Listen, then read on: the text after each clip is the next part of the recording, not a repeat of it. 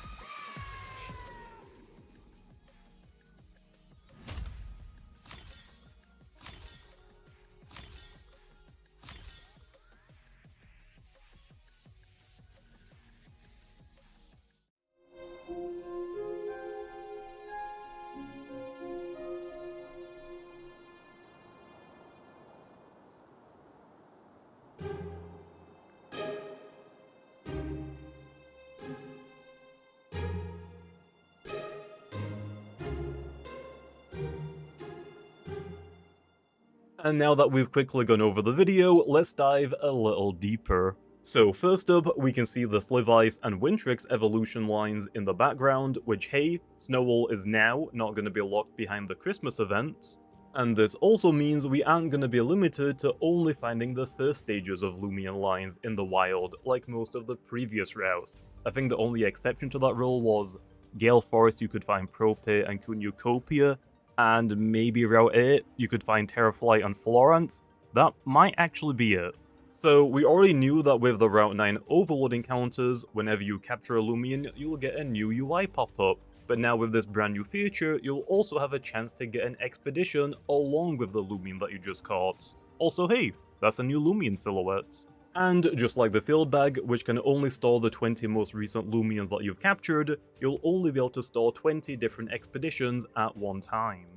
For the actual expeditions UI, there's quite a lot of information to go over. The list on the left is all of the expeditions that T-Bredem has stored. Each expedition has a type, although on the release of Route 9, only the raid types will be available. But there is a teaser of a future Safari type being added at a later date, which hey, let me know what you think Safari means, and what other types of expeditions you would like to see. Next up is the location, which of course they're all shown to be on Route 9, but this implies that this feature will eventually be on more routes.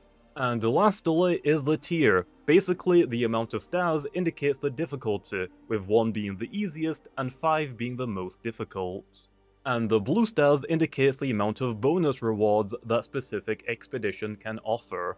On the right side, you'll see the information of the selected expedition, so using the Slivice as the example, we can see the raid fight will be against a Slivice, and the level cap your Loomians will be set to is level 45. And then below that is all of the possible rewards we can get if we complete the expedition. The base rewards are going to be pretty standardized across all of the tiers, so all the 4-star raids that you get will offer the same thing, being a rare Route 9 egg with a 100% drop rate, a null or rare Route 9 egg with a 50% drop rate, and an ice crown with a 0.3% drop rate. But then for the bonus rewards, they'll be randomized. If your expedition has 0 blue stars, then you won't be offered any bonus rewards. But this specific Slivice expedition has 2 blue stars, which means if we complete this expedition, we'll have a chance to get a randomized Totemite with a 35% drop rate, and a saddle with a 3% drop rate. Although, let's say we had a Nuller 4-star expedition that also has 2 blue stars, it wouldn't be guaranteed to have the same bonus rewards as this specific Slivice one. Also, hey, new egg items and Totemite items, I wonder what they could be. And then under the rewards, you'll have a host button so you can start your expedition, and a discard button if you want to delete any expeditions that you may not want, so you can free up space for you to collect older expeditions. And for the raid expeditions, you can either attempt them as a solo player, or you can have someone else in your game join you for the expedition. As you can see, Tbredem joins an expedition that I'm hosting. It's kinda hard to see with the text, but you can see that this 5-star Wintrix raid has 6 health bar segments, when previously the most difficult Soul Burst raids have only been at most 5. The idea is we want them to be quite difficult, which is why we're also limiting raid expeditions to 2 players. Although I have seen quite a few people asking if 4-player raids will be an option in the future, and if you'd also like to see those, let me know in the comments.